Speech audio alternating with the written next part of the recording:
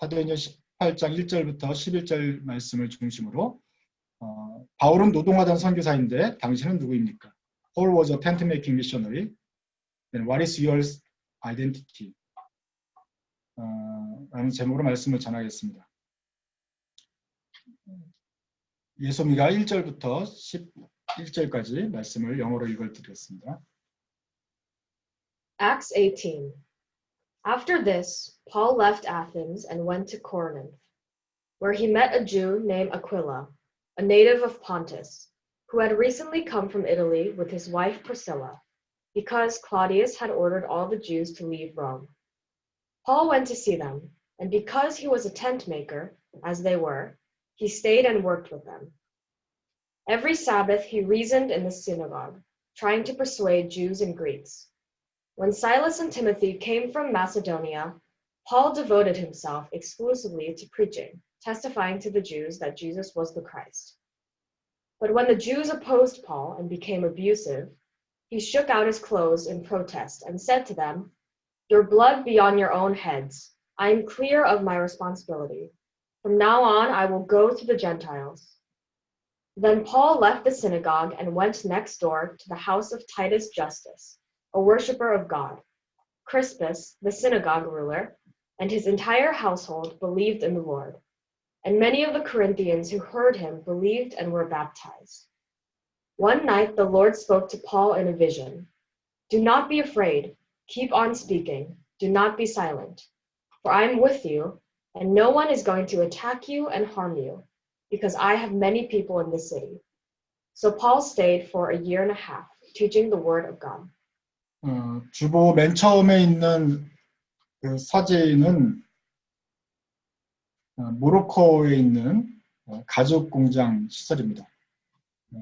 그 사진 한번 보시면서 사도 바울의 처했던 환경을 좀 보시기 바랍니다. The first picture you saw is the traditional leather company, leather factory in Morocco. So you will see the circumstance of the Paul was in the Corinth. So Paul was now here in Corinth after the leaving Athens. And he didn't have no company yet. So the Silla and Luke, Timothy was in the Berea. So Paul was here by himself. He needed money. So he had to earn money. At the time, the Aquila and Priscilla came from Italy, and Paul met them. And Aquila Priscilla was the first disciple in the Corinth that Paul has. Usually, the members of churches support the pastors, but only 43 Christians in Corinth, Aquila Priscilla, Paul, they don't have enough money. So Paul has to work himself. Unfortunately, Aquila, Priscilla, and Paul has the same skill, which is leather making, the tent making. 아테네를 떠나서 이제 고린도에 간 바울은 동료 선교사들과 떠나 있는 상태이죠. 다른 사람들은 베레아에 남아 있습니다. 아직 만나지 못했습니다. 그리고 가져온 돈도 아테네에서 다 쓰고 이제 고린도에서 더 이상 살 돈이 없었을 것입니다. 그래서 바울은 돈을 벌었어야 됩니다. 마침 아굴라, 브리스길라 이 두 부부가 로마에서부터 와서 고린도에 있었습니다. 그리고 이 사람들이 첫 번째 제자가 되었습니다. 보통이라면 교회에서 패스터를, 선교사를 도와주는 헌금대가 없었죠. 그래서 바울도 일을 해야 됐습니다. 마침 이 사람들이 업이 같다. 이 스킬이 같기 때문에 계속해서 천막을 만드는 일에 바울도 동참을 하면서 벌게 되었습니다. The first thing I have to mention about is Aquila Priscilla. They have had lived in the Rome originally, but they have kicked out. They were kicked out by the Caesar. So now they have live in the Corinth. No background, or they have to build up their industry again. That's a discrimination because of the Caesars kicked out all the Jews from the Rome. 로마에서 모든 유대인들을 내보내라고 했기 때문에. 왜냐하면 유대인들이 돈을 많이 벌었는지 그 유대인들이 자꾸 우리들의 그 일거리를 빼앗는다고 생각했는지 그런 불만이 접수돼서 그 황제가 유대인들을 다 내쫓았습니다. 그래서 지금 맨몸으로 와가지고 다시 브리스를 아길라는 1년해야 됩니다. 그래서 돈이 없어요. They were businessmen, but they was bankrupt in Rome. They were kicked out. They have to rebuild again. So there is no money there. So that's the discrimination. So Caesar discriminate all the Jews from the Rome. Anyway, so let's talking about the tent making. When we talk about tent making, we have been told, thinking about the goat fiber tent, which is have been used until now by the Bedouin tribe. The Bedouin is the desert gypsy, and they have a black tent, which is woven by the goat fiber. 염소털로 만든 그 검은 텐트를 사막에 있는 베두인 족속, 사막의 유랑부족인데 어디나 다 있죠. 중동 지방에는. 그 중동 지방에 살던 베두인 족속이 살던 염소털 텐트를 사용했습니다. 그것들은 촘촘할 필요가 없어요. 사막에 있는 모래만 막으면 되니까 우리나라의 그 쉐이드처럼 이렇게 모래를 막는 기능과 햇빛을 막는 쉐이드 기능이 많이 있었던 텐트예요. 그렇게 하면서 사도 바울이 텐트 메이킹 하면서 이렇게 실도 짜고 이렇게 바늘지들도 수도 놓고 그래서 기하학적인 무늬를 카페트를 짜는 걸로 생각을 했고 브리슬라 아길라도 카페트 장사였겠구나 생각을 해왔습니다. 그러나 최근에는 이 사람들이 했던 텐트가 염소털 텐트가 아니겠구나. 염소털 텐트를 사가지고 팔고 그럴 필요가 없어요. 왜냐하면 베두인들은 자기가 알아서 잘 만들기 때문에.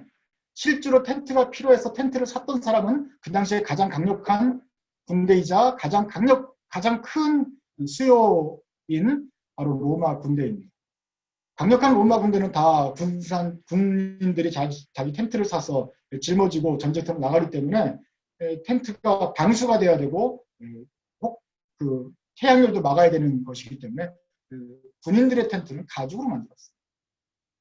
그래서 그 가죽과 같은 텐트를 만들면 군대에 납품할 수 있기 때문에 돈이 되었던 것이죠. 그래서 아굴라 프리스길라는 바로 이 군납업자 중에 하나였겠구나. 그래서 텐트를 만들었겠구나 하는 쪽으로 생각이 되었습니다. But recently, we have been thinking the tent making, the tent that they made, the tent, not the goat fiber, but it's a leather tent. And leather tent is supplied for the Roman armies. It has been protected by rain. It has protected by rain and sunshine.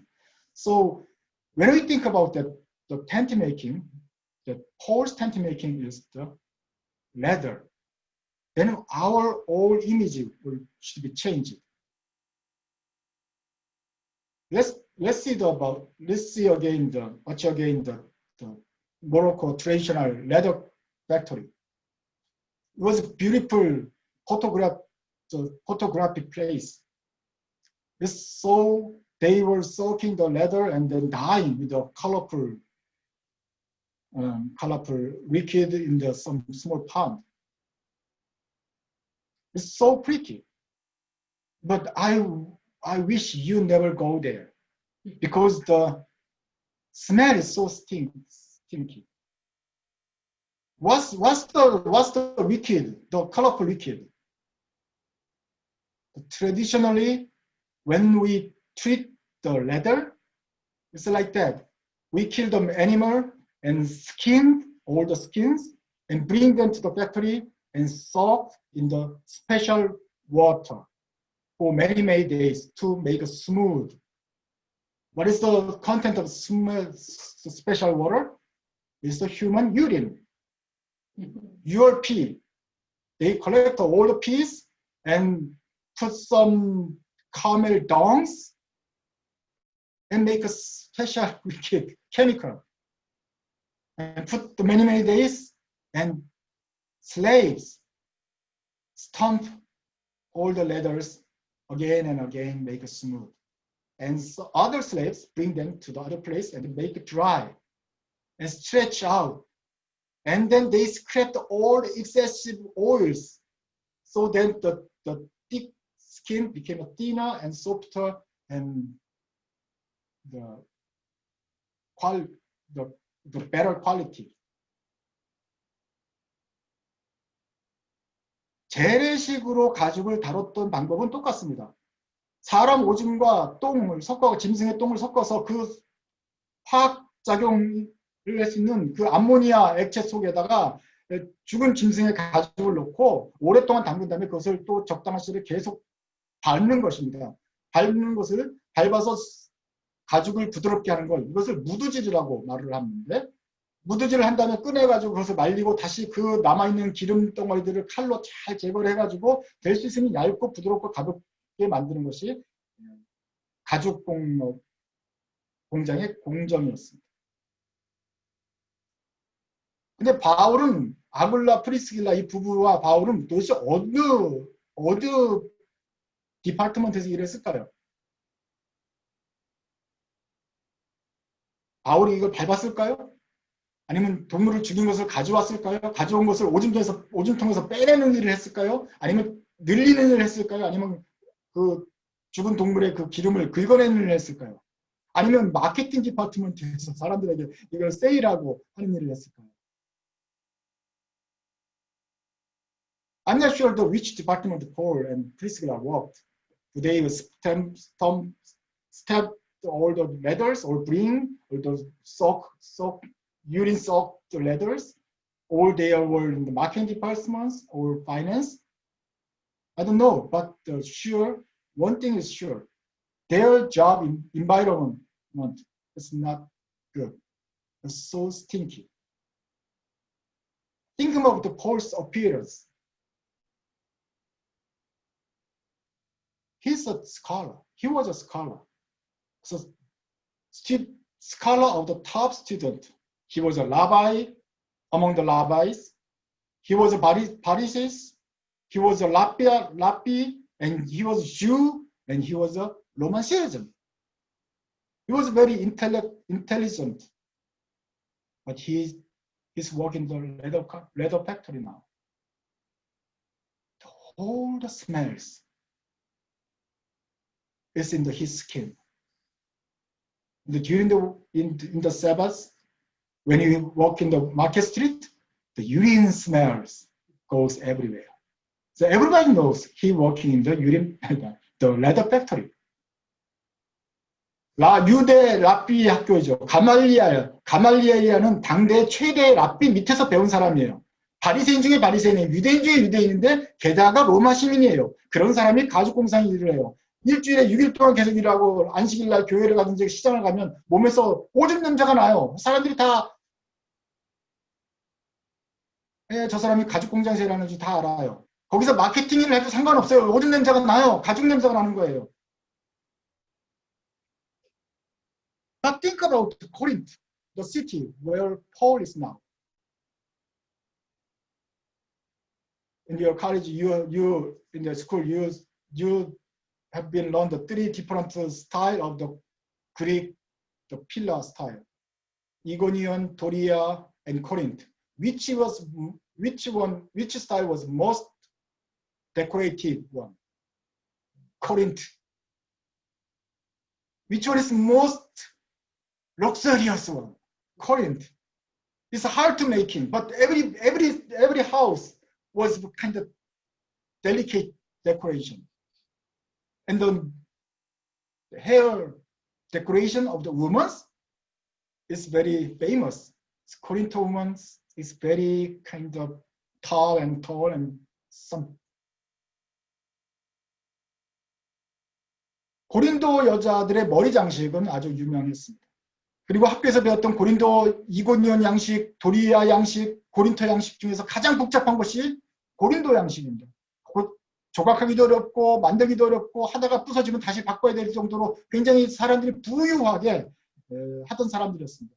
그래서 고린도 시내를 지나가면 굉장히 삐까뻔쩍한 건물들이 많이 있는 것이죠. 사람들은 화려합니다.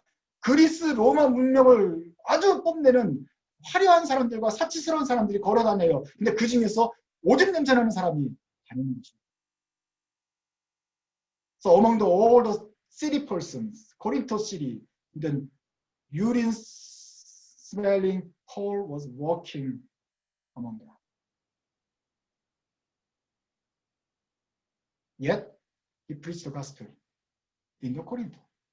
근데 그 안에서 바울은 복음을 전해야 되는 것입니다. 그리고 거기서 고린도 교회가 시작이 되었습니다.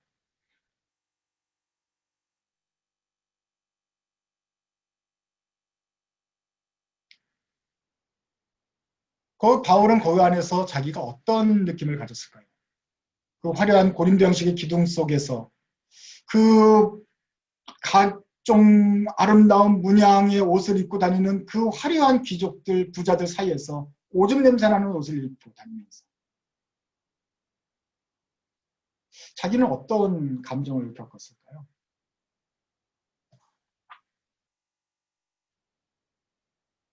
사람들이 자기 인생을 바꾸는 한 권의 책, 한 권의 구절 이런 것들 얘기하는데 제에게는 그런 책이 있습니다. 탐 사인이 쓴 하나님 나라를 이루는 제자도라는 책이 있습니다. 두라노 서문에서 나왔는데 1985년도에 나왔습니다. Life changing. So many people said life changing talking about the life changing books. This is one of the books for me.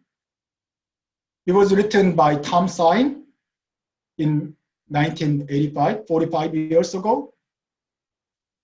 But the English title was the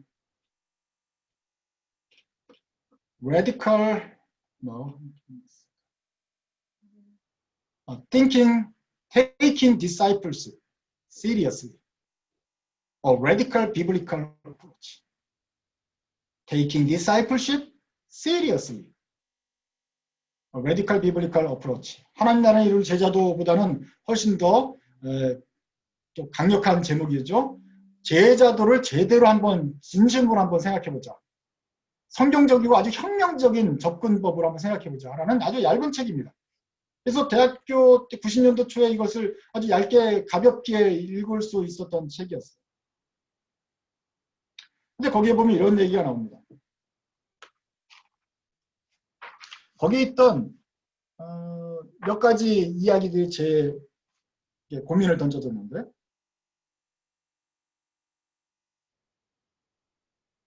하나님 나라를 이루어 가려면 좀 뭔가 우리 직장 생활에 있어서도 좀 새로운 방향으로 해야 된다. 우리 라이프 스타일도 크리에이티브하게 재구성해야 된다. 하나님 나라를 먼저 구한다. 주의 나라를 먼저 구하려면 창조적으로 생활해야 된다. 이렇게 얘기를 하면서 몇 가지 예를 드는데 신혼부부인 그들은 방 하나짜리 검소한 아파트를 빌리고 차를 사는 대신에 공공교통수단을 이용하기로 했다. 그렇게 해서 수입의 30%를 저축할 수 있었고 이 돈으로 IT에 사람들을 돕기 위한 농업 선교사를 후원하였다. 그리고 농업 선교사는 10,000명의 IT 사람들이 농사일을 통해서 자립할 수 있도록 도왔다. So the chapter 4 said about if we serve the kingdom of God, seeking the kingdom of God, we have to change our lifestyle creatively.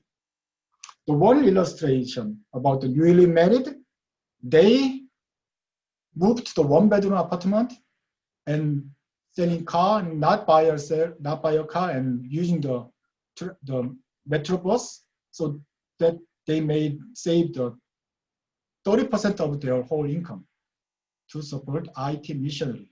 So that IT missionary could help 10,000 IT farmers.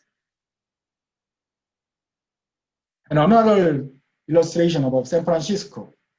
So 6 newly graduate college students moved to the Oakland slum. They have a passion to help the street boys, teenagers. So they moved 6 people, but shared the 2-bedroom apartment, so that they paid only $250 per month for their rooms.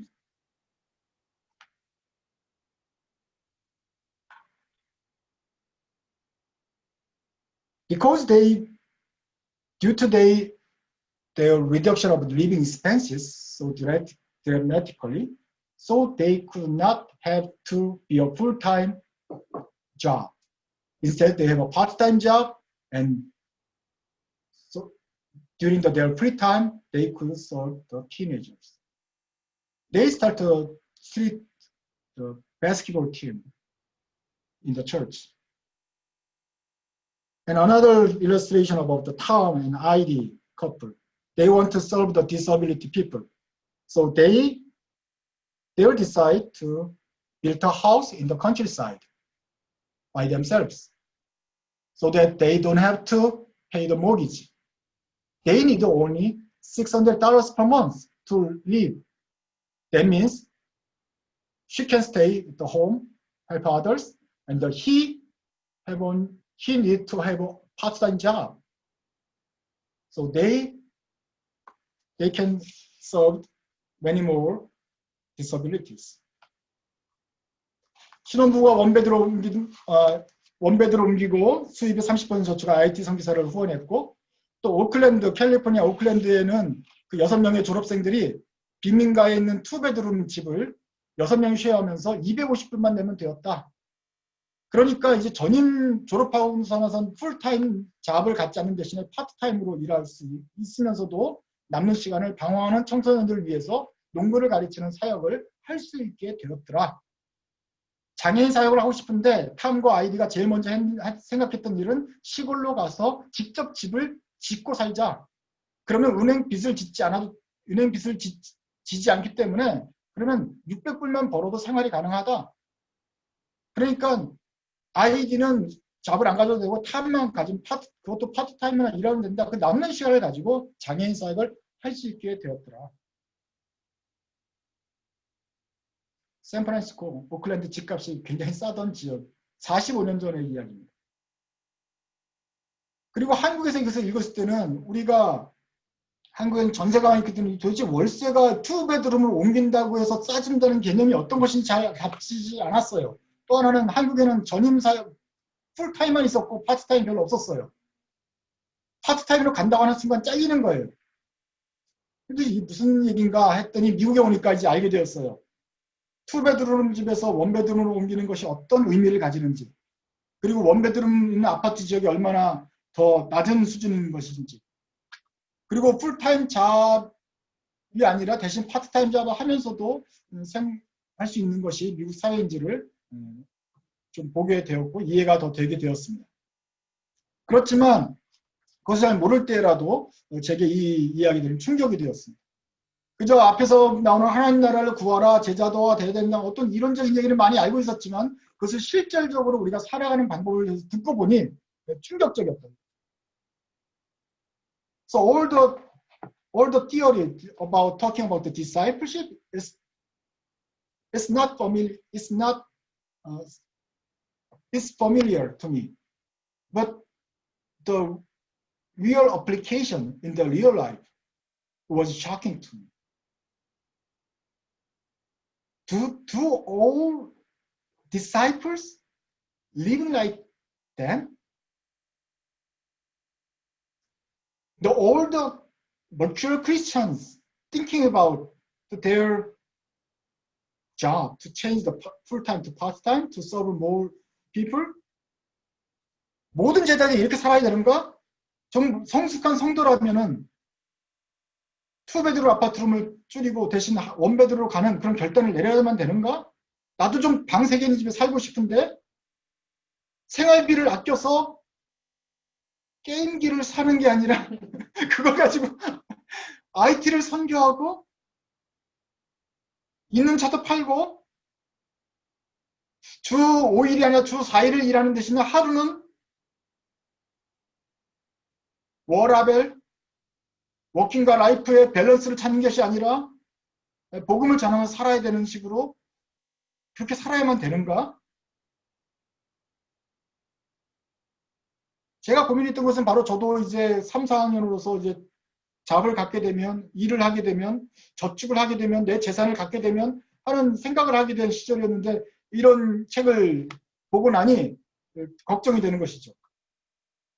생각해보니 이렇게 사는 게 정말 멋있고 하나님 나라를 위해서 바람직하고 주님의 부르심을 받은 종이라면 이렇게 살면 좋을 것 같아요. 만약에 전 세계에 있는 크리스찬들이 다 이렇게 산다고 생각해봅시다. 모든 사람들이 일주일에 하루 정도는 완전히 목사님처럼 되어서 일을 하고 서로 분담해서 월화수목금토일을 나눠서 하게 된다면 온 거리에 있는 청소년들이 농구팀을 다 갖게 될 것이고 방황하는 사람들이 없어질 것이고 장애인 사역, 농촌 사역 사람이 부족하지 않게 될 것이고 재정이 부족하지 않게 될 것이다. 세상이 변할 것 같다. 만약에 우리가 다 그렇게 살게 된다면 이건 정말 혁명적인 제자도가 아닐까 생각을 했습니다. So should we live like that? Everyone should like that. If we do that, all the Christians live like that. It's a revolution of the ministry, mission, and also revolutionary lifestyle for all Christians. But I don't want to do that. I have no confidence. But if we could do that, the world will change drastically. A few years later, God called me to the full-time ministry. I'm frequently used the full-time ministry from the part-time ministry rather than the lay people and pastors, because I'm thinking I'm the part-time minister because I think as a Christian I need to serve God. So every few hours during the week I work in the school, lead a Bible study, and ever preach the gospel. And then the church I teach the Sunday school and lead the youth group. So several hours or more than 10 hours per week I serve God as a thinking part-time minister. And God called me to the seminary, so I think it just expand more like my ministry time. So I accept that calling as a calling to the full-time ministry. And they paid me.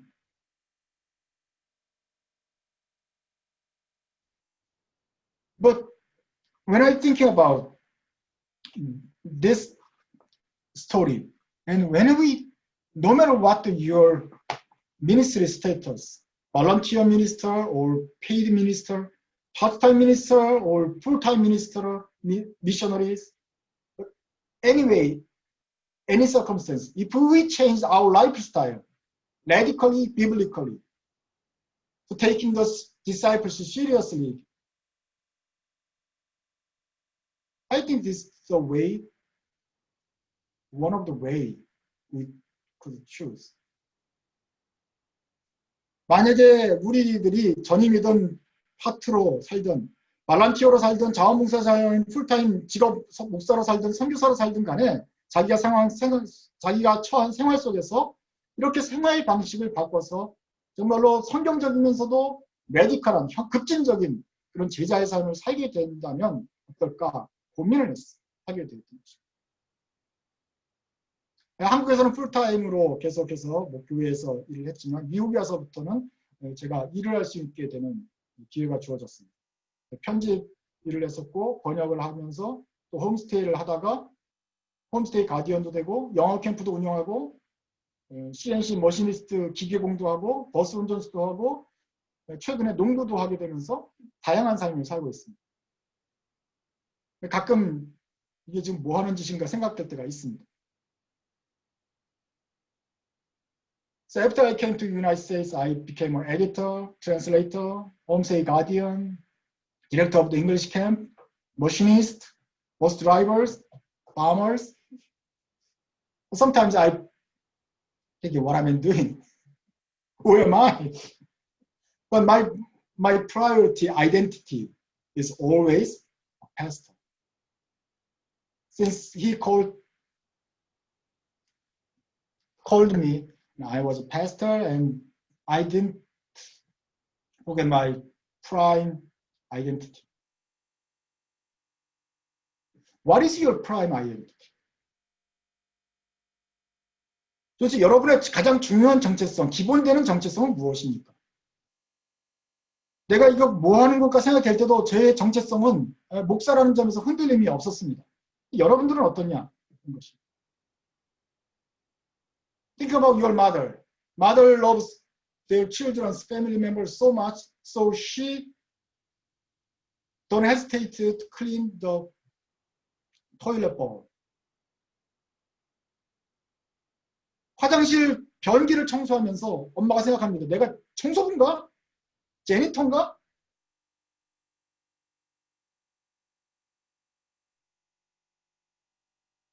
학생들을 사랑하는 교장 선생님이 학생들을 사랑하기 때문에 쓰레기통을 비워준다면 그러면 그 사람은 제니터입니까? 프린시펄입니까? 만약에 여러분 우리가 하던 일을 그만두고 의미 있는 일을 하기 위해서 잡을 그만두면 돈을 받지 않게 된다면 그럼 백수가 되는 것입니까? So if you choose a meaningful life and then you quit job and you are homeless or the bum, if the principal cleaned the waste bin, he became a janitor. How about the sixth student in Oakland? When they paid the $250 per rent, what do they think about themselves? Oh, my house is only $250. I'm so poor.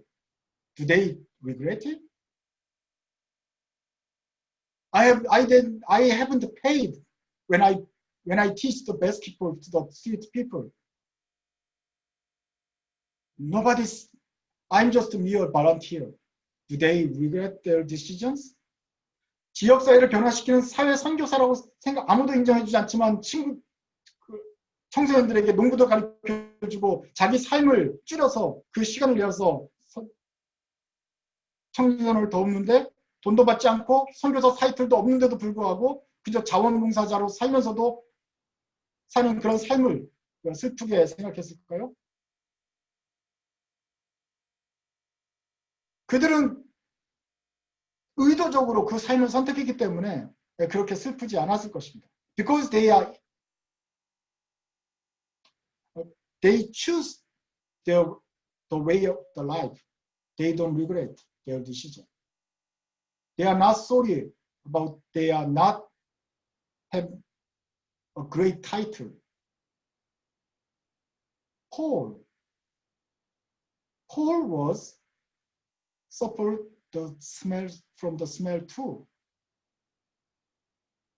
Every morning when he wake up, the smells stink.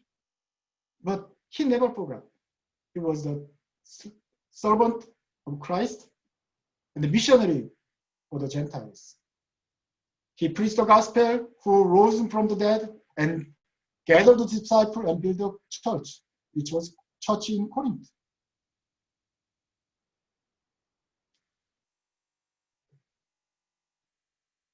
우리에게 많은 호칭들이 있습니다. 우리가 받는 호칭은 주로 일에서 받는 것입니다. 공장에서 일을 하면 엔지니어라고 부르게 되고 학교에서 일을 하면 선생이라고 부르게 되고 음악가, 과학자, 의사, 변호사 자기가 하는 일에 따라서 우리의 타이틀이 붙습니다. So we have many titles. The titles usually came from your job. Engineer, teacher, musician, magician, scientist, doctor, lawyer. But what if you fired from your company? Your title will go away together. Your identity will fade away. If you choose the way to less money, get less money, but you have using the time do you have get to serve other people? What about your title and your position? When you choose the lower position because you want to get more time to serve people, then your identity became lower.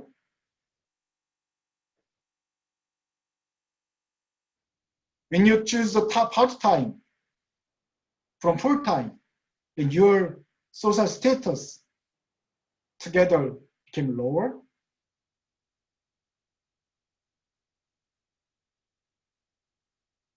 You are who you are. If you have a mission and you do the mission, if you try to fulfill God-given calling, that's your identity. 우리의 정체성은 우리가 무엇을 하느냐에 따라서 변하지 않습니다. 우리에게 할 일이 있고 하나님께서 맡긴 소명이 있고 그 소명을 따라가려고 한다면 그 소명이 우리를 디파인하는 것입니다. 어떤 경우에는 그 소명과 여러분의 하는 일이 일치할 수도 있습니다. Sometimes your God's calling and your job could be the same. Happy for you. But many times, the God's calling and your secular job is not aligned very well.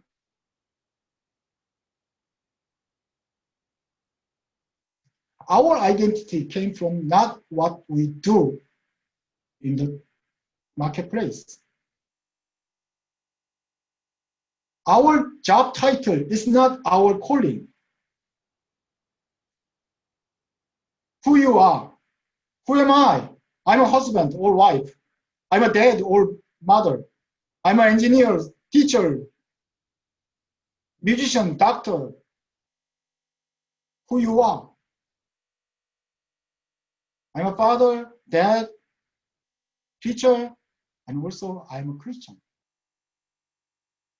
Job is important to live and serve others, but job title is not number one identity of all of us. Paul spent time in the colorful, stinky urine tank. But he never forgot he is a missionary. He voluntarily stepped down to the urine tank to spread the gospel, to serve, to earn the living expenses, to serve the Corinth church. He never became a leather craftsman. He chose the tent making to be a missionary. He is a servant of Jesus Christ. That's his number one priority identity. He's not a letterman. 가죽쟁이가 아니었단 말이죠. 가죽을 밟고 그 가죽 공장에서 일을 하고 온몸에 오줌 냄새가 배었음에도 불구하고 그는 가죽쟁이가 아니었어요. 선교사였어요. 교회 개척자였어요. 하나님의 종이었어요. 이방인을 위한 사도였어요. 그래서 우리는 다시 한번 물어봐야 됩니다. 나는 누구인가? 나는 무엇을 위해서 사는가? 하나님의 부르심을 위해서 나는 어떤 부르심을 위해서 달려가고 있는가? 달려가기 위해서 돈이 필요하면 또 필요한 일도 해가면서 그 부르심을 따라가는 거 있는 것인가? So who you are? Which calling do you hear? Where do you running through? When you walking to fulfill your God's calling. If you need the money, then you work in the other side and support yourselves, and you still keep going, following your calling. Or if you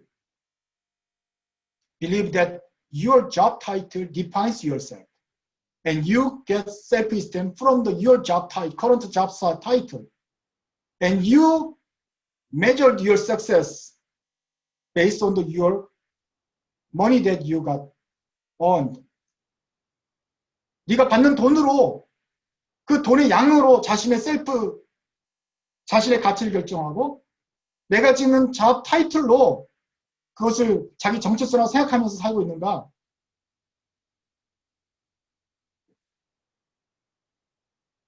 아니면은 어떤 상황에 처하든지 신자의 삶, 크리스찬의 삶을 살아가는가? Or in any circumstances, you follow the life of your Christian.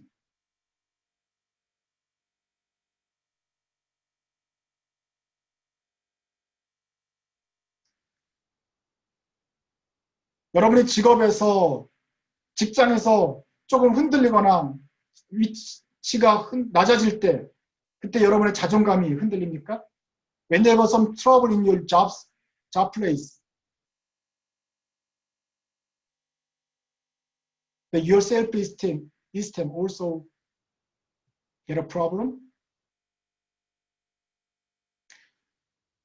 여러분의 사회적인 지위, 그 지위가 여러분의 정체성을 결정하지 않도록 하십시오. 가지고 있는 재산, 그리고 무엇을 가지고 있는지, 그리고 어떤 권력을 가졌는지가 여러분의 정체성을 좌우지지 않도록 하십시오. Don't let your current social status, wealth you have, things you possess, or power define your identity. You are a Christian. That is your number one identity. And rest of them,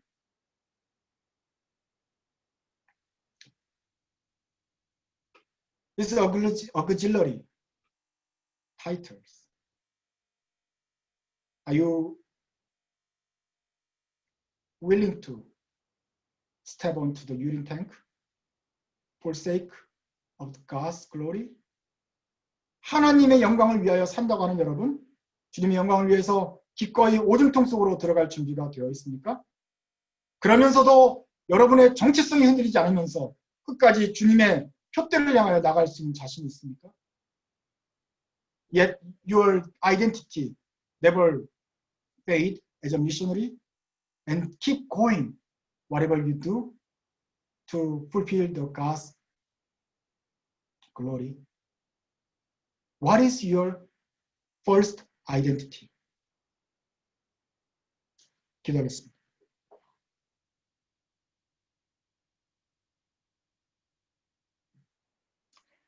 하나님 아버지, 주님께서 저희를 죽음에서 부르셔서 주님의 제자로 삼아 주셨습니다. 하나님의 종이고 주님의 제자이며 세상에서는 그리스도의 복음을 부활을 전하는 선교사입니다. 부족한 저희가 이 일을, 그 귀한 사명을 감당했습니다. 저희를 부르신 그 부르심에 고맙습니다. 그러나 주님, 저희들이 이 세상에 살면서 얼마나 이 부르심에 합당하게 살지 못하고 있는지 고백합니다. 저희는 흔들렸고 저희를 부르는 세상의 호칭 속에서 저희들의 자존감과 정체성이 폐쇄되었습니다. 저희가 받는 급료와 비교해서 저희 자신의 가치를 결정했습니다. 저희들이 가진 것에 비해 거진 것과 성취한 것에 흐뭇해했습니다. 주님, 그러나 오늘 기꺼이 가죽 공장에서 일하면서 교회를 세웠던 바울의 모습을 생각합니다. 그러면서도 선교사의 소명을 잃지 않았던 바울, 저에게도 그런 확실한 정체성을 주시옵소서. 주님, 이 땅에서 하나님 나라의 제자로 살 때 그렇게 성경적으로, 혁신적으로 산다고 말로만 생각하거나 이론적으로만 끄덕거리지 않고 우리의 삶의 생활 자세를 바꾸고 그렇게 주님의 나라를 위해서 살기 위해서 고민하는 저희가 되게 해주십시오. 왜냐하면 저희들의 가장 주된 정체성은 그 다른 무엇보다도 주님의 제자, 주님의 자녀이기 때문입니다.